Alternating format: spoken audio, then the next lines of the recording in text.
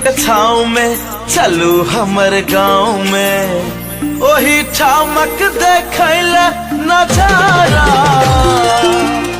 हमर मिथिला के गाम बड़ प्यारा, यो हमर मिथिला के गाम बड़ प्यारा।